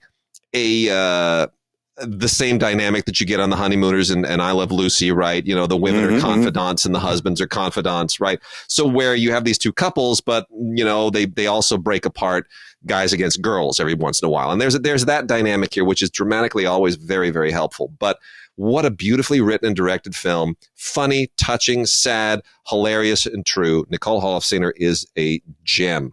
Also guaranteed to be near the top of my top 10 is Air. So freaking great. This is interesting because Air was it's not Netflix. Who put Air out? It was Air Amazon Prime. Let me look. It's Amazon Prime. It is Amazon Prime. Yeah, Prime. And what's interesting about it is that it has been released on Warner Brothers home video through their MGM license.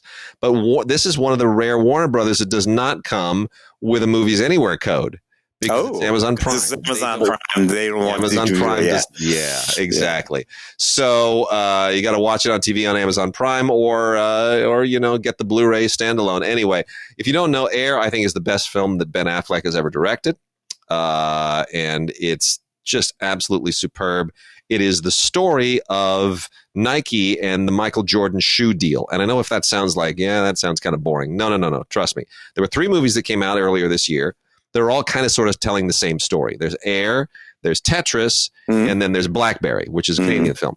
And they're all sort of doing the same thing, which is they're taking either Jordan and the Nike shoe deal, or the success of Tetris as a video game, or the success of the Blackberry. And they're going back in time and saying these were underdogs facing incredible odds who somehow rose to the top of their industry in this reckless, crazy period of the 80s, or in the case of Blackberry, the 90s. And they're all sort of doing the same thing. Air is the best of them by far, because it doesn't need to fabricate like Tetris invents this whole black ops espionage thing happening in Russia. Air is just straight up the story of how Nike, which was not a huge company at the time, Adidas was the 800-pound gorilla, how they, Matt Damon is the basketball guy, and Ben Affleck is, the CEO of Nike. They're all trying to, Michael Jordan is entering the NBA. Yeah, but we would want, why don't we go for, these guys? They're likely to go higher in the draft. And these guys, everyone's trying to figure out, the shoe promotion thing. Everything changed. The Air Jordan deal changed sports. It changed shoes. It changed marketing. It changed everything. And it's an amazing story. And they are all so good. And the best choice in this film is they really don't make Michael Jordan a character. No, he's not a character. You see the back of his head or something. Yeah. But Dolores Jordan, Viola Davis, Mike's mom. Yeah. Although not in the film that much, nevertheless makes her presence felt. The actress and the character, and you come to understand something very important about that family and the way that family worked, and the intelligence, and where the sort of savvy and intelligence comes from in Michael Jordan. It comes from his mama. That's where it comes from. And the scene where Matt Damon's character decides he's not even gonna he's gonna break everybody. Chris Messina as Jordan's agent. I have to say that he eats the scenery. He is so amazing. I mean, I love that guy. He is the best. He's the best actor never to win an Academy Award or even be nominated. And he was in line in front of me, by the way, at the premiere for Killers of the Flower Moon. I looked at him, I'm like, it's Chris Messina. I think I'll just stand here and be a normal person and not say to him, "You're so good in air." I was not going to be that guy. Anyway, he probably would have appreciated that. He probably would have. Yeah. And Jason Bateman just takes a total supporting role here. Chris Tucker shows up for 10 minutes and to do his shtick. I mean, everybody kind of plays their role here. Nobody tries to show anybody else up. It's great. No, but there's my favorite moment in this. My favorite piece of acting is the guy who plays Jordan's dad. Can't even remember the guy's name. The actor. That's Julius Tennant. I know Julius from a bunch of different things, and again, I love the way they shape that. Yeah, he has the most honest moment, which is when Matt Damon shows up. Matt Damon drives to their home and shows up at their doorstep to make the solicitation, and he's working on a car. Jordan's dad is working on a car. He's working under the hood, and he looks up and he smiles, and Matt Damon says, "Hi, I'm so and so. I'm here from Nike," and Dad smiles and he goes, "Here we go." It's this beautiful moment, right? They know it's coming. They know their kid is amazing. They know that money and those offers are going to flow. The game begins. Game on. It's a wonderful moment. That smile and that "here we go." It's just beautiful. And he immediately hands Matt. Oh, that's right. Yes. Over to Dolores. Yes. Let me take you to the boss. Yes. Yeah. I'm going to keep working on this car, but you two have a talk. Everything's going to be fine for us. So I love that. It's so good. Also, the Wallace and Gromit shorts have been out of print for a long time. Lionsgate had the license last. It expired. God bless the people at Shout Kids, Shout Factory, Shout Studios, Shout Kids. They picked that sucker up because they know their audience, and we now have Wallace and Gromit, the complete cracking collection, on Blu-ray again. So you don't have to buy any of those UK imports or anything else. And this includes not only A Grand Day Out, The Wrong Trousers, A Close Shave, and A Matter of Loaf and Death, 2 of which won Academy Awards. It includes Cracking Contraptions, which is these 10 shorts about all of the crazy things that Wallace invents that, help in the modern world. It's just absolutely wonderful. My daughter grew up on these. I'm so happy to have it in the house again. It's fantastic. Wallace and Gromit, the complete cracking collection. Thank you, Shout. Few others here before we wrap out. The Last Voyage of the Demeter. I don't remember. Did you actually wind up seeing this or not? Oh, that's the Dracula thing, right? So they say. The not Dracula thing. I didn't get through all that movie, to be honest with you. Yeah. So it's not good. But here's the thing: what makes it sort of interesting is it's basically Alien. It's basically Alien, and the premise of it is interesting. The Corey Hawkins, who's a very, very good actor, plays a guy who is the first black graduate of the London Medical Academy. But because of that, and we're 19th century here, he can't get a legit job in a hospital. So he takes a job as a ship's doctor, which just happens to be the ship that has a whole lot of ugly stuff in its cargo, one of which is Dracula, who eventually wakes up and starts, murdering everybody on the ship. And all of that is straight up Alien. It's just it's a monster on a ship killing people, and they're trying to stop it, and everybody dies except for one guy, and not Sigourney Weaver. It's this case, it's Corey Hawkins. So there you go. That's it. But the end of this thing, which they intend to set up a sequel, that's interesting. The interesting movie is the last 5 minutes. The rest of it I could do without. Anyway, they've been trying to make this thing for 20 years. Gerard Butler in Kandahar. I don't know why he keeps making movies like this. He's a CIA guy in Afghanistan, and his cover is blown, and so he's got to fight his way out. That's really all it is.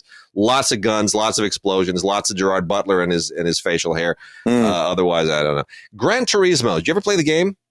A little bit, way back in the day. Sure. I've never played the game. How does the movie? I did not understand this movie. This movie, Neil Blomkamp, District 9 and all of that stuff there. This movie to me felt like a game. A game in which I didn't have a controller, and I'm like, "What the hell am I watching this for?" But I don't know. No, it did not quite do it for me. Well. And then two last final titles. Jules with Ben Kingsley. This is basically E.T. with Ben Kingsley and an alien that doesn't really look like an alien. It's like somebody in a suit. Look, this is Ben Kingsley is an old guy in a small town, and he's always complaining to the city council, and his daughter thinks he's going crazy, and then a flying saucer crashes on his property, and there's an alien that he lives with and, tries to keep secret, and all the old people. It's E.T. with old people. That's what it is, right? It's all the crazy old people, and the kids think they're crazy. There's nothing else to it. It's kind of sweet. Mark, what did Mark Turtletop do? I want to say Little Miss Sunshine. Is that him? Yeah, producer. Okay, yeah, producer. He's produced a ton of films. Yeah. He directed this one, but he's a huge producer. And I mean, it's kind of sweet, but I mean, there's nothing spectacular about it. My Big Fat Greek Wedding 3. Oh my goodness. A lot of people who I guess still need work and went back to the well. No, I agree. No.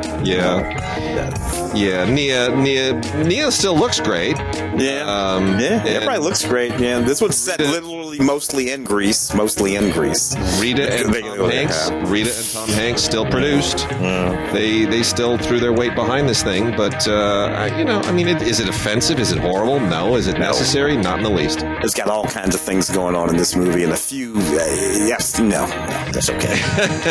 Oh well, there we go. All right, that's it for this week, everybody. Good blow through. We're gonna try to get back here with a holiday show and some gift guide recommendations before long. We got a lot of other stuff in the works too. Some meetings today, so we'll hopefully be able to break some news to people soon if all that pans out. In the meanwhile, Tim, you're headed home for Thanksgiving. You're gonna do a little business around my mom's and Thanksgiving, and be back, take care of a little business here. All kinds of stuff going on, dude. All right, man. Well, to you and everyone else, have a great Thanksgiving. We'll have more on awards season and holidays and all the rest of that stuff the next time we see you. Have a great one.